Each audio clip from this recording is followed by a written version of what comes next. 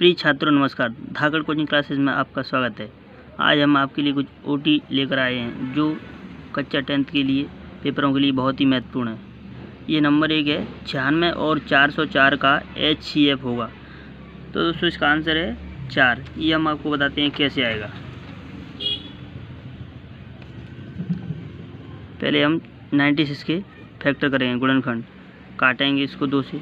2 चौक 8, एक बच्चे का यहाँ ले लिए 2 अट्टे 16, 2 दूनी 4, 2 चौक 8, 2 एकम 2, 2 दूनी 4, 2 छिंग 12 और 2 तिया 6, 3 एकम 3। अब करेंगे 404 के। ये 2 दूनी 4, 0 की 0, 2 दूनी 4, 2 एकम 2, 0 की 0, 2 एकम 2। अब ये किसी से नहीं करता है, ये 101 एकम 101। अब यहाँ लिख लेते हैं 96 की गुणनखंड है 2 into 2 into 2 into 2 into 2 into 3। 1 2 3 4 5, 1 2 3 4 5 और एक 3 आ गया यहाँ से। 404 के हो गए 2 इंटू 2 इंटू 101। अब इसमें HCF क्या होता है हमारा, जो कॉमन होता है इसमें 2 मिल रहा है तो एक 2 ले लेंगे हम, और इसमें 2 फिर मिल रहा है तो 2 फिर ले लिया। आंसर हो गया 2 2 जा 4, 2 दूनी 4, तो इसका आंसर 4 हो गया। अब आगे देखते हैं हम। एक शून्येतर परिमेय संख्या और एक अपरिमेय संख्या का गुणनफल होता है सदैव अपरिमेय। फिर दिया है 12, 15 और 21 का HCF होगा। ये पहले हम निकाल चुके हैं, इसी तरह से दोबारा निकालेंगे।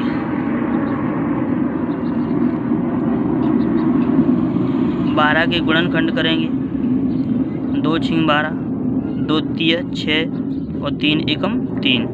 इसी प्रकार 15 के करेंगे 3 पंजे 15, 5 एकम 5।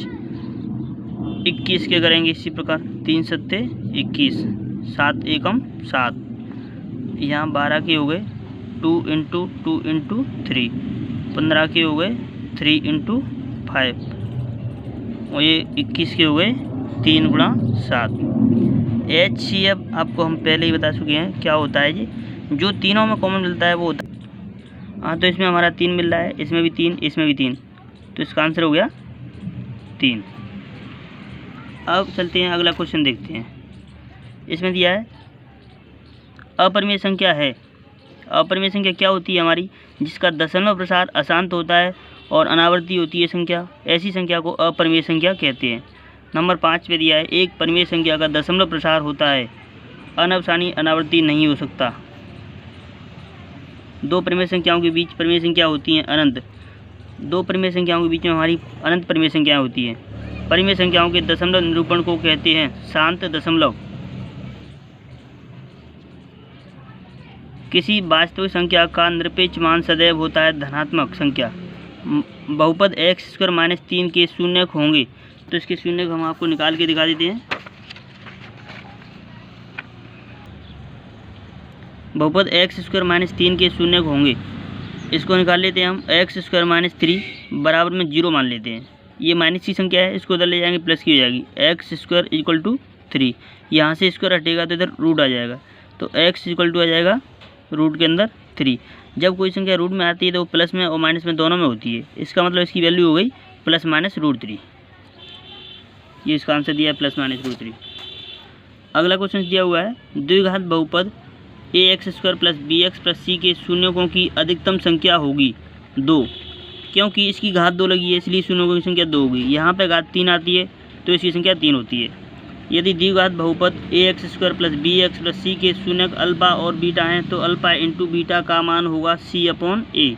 मतलब इनका गुणनफल शून्यकों का c/a होता है। यदि द्विघात बहुपद ax² + bx + c के शून्यक अल्फा और बीटा हैं तो अल्फा प्लस बीटा मतलब शून्यकों का योगफल का मान होगा -b/a। एक घात वाले बहुपद को कहते हैं रैखिक बहुपद। अगला है ऐसा व्यंजक जिसमें एक या एक से अधिक पद होते हैं कहते हैं बहुपद। px = x² + x + 2 कितने पदीय होगा? त्रिपदी, क्योंकि इसमें 3 पद हैं, एक पद, 2 पद और 3 पद, इसीलिए इसको त्रिपदी कहते हैं। रैखिक समीकरण निकाय a1x plus b1y plus c1 बराबर 0 तथा a2x plus b2y plus c2 बराबर 0 के अद्वितीय हल की शर्त है। अथवा ये क्वेश्चन ऐसे भी आ सकता है a1x plus b1y plus c1 बराबर 0 और a2x plus b2y plus c2 बराबर 0 से निरूपित संख्याओं के प्रतिच्छेद करने का प्रतिबंध क्या है। अद्वितीय हल या प्रतिच्छेद करना एक ही बात है। इसका आंसर होगा a1/a2 बराबर नहीं है b1/b2।